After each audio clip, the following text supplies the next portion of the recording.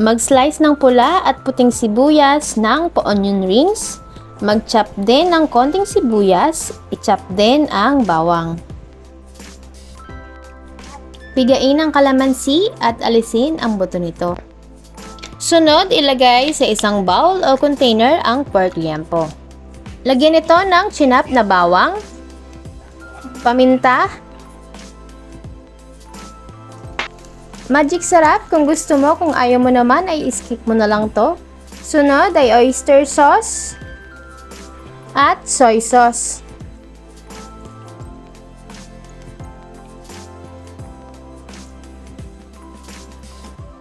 Sunod, haluin ito ng mabuti para manuot ang mga pampalasa na inilagay.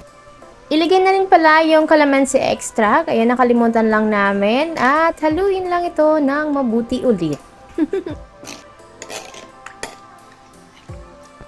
I-marinate ito ng mga 30 minutes or kung marami ka pang time, gawin mo ng 1 hour. Sunod, alisin ang karne sa sauce, pati na rin yung mga bawang.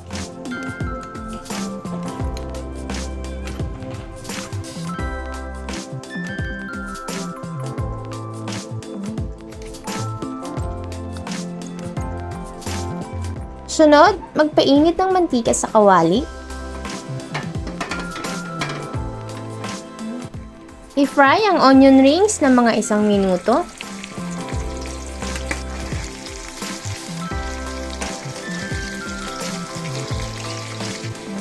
Alisin sa kawali at itabi muna ito.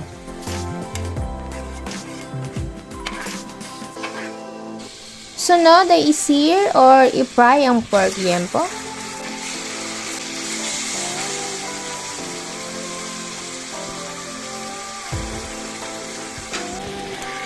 Balik ka rin ito para yung kabilang side naman ang ating maprito.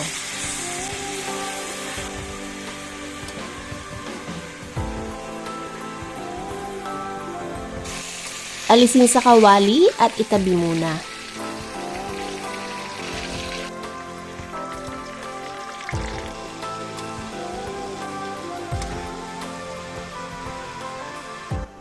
Alisin ang bawang sa sauce, pwedeng salain para makuha lahat ng bawang. Sunod ay igisa ito hanggang sa maamoy ang bango ng bawang.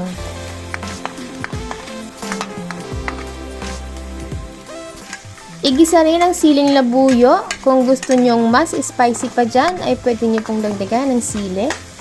Kung ayaw nyo naman ng maanghang, ay skip nyo na lang po ito. Sunod, igisa rin ang sibuyas.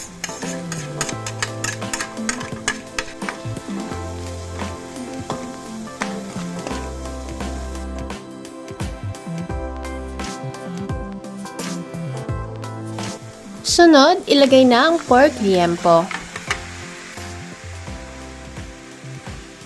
Ilagay na din yung sauce.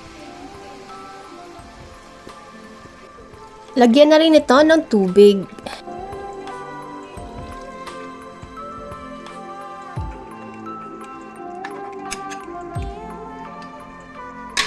Takpan at lutuin ito hanggang lumambot na ang karne.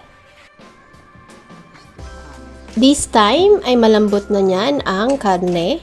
Kung gusto niyo po ng ganito kadaming sauce ay pwede na yan. Kung hindi naman po ay pakuluan niyo pa ito hanggang sa ma-achieve nyo yung dami ng sauce na gusto nyo. Sunod, ilagay na ang onion rings.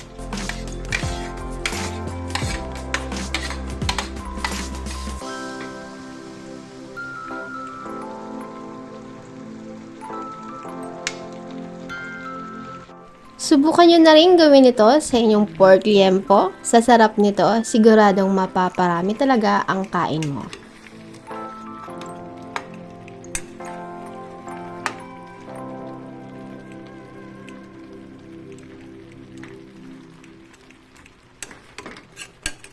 Thank you so much for watching. See you on our next cooking vlog. God bless po!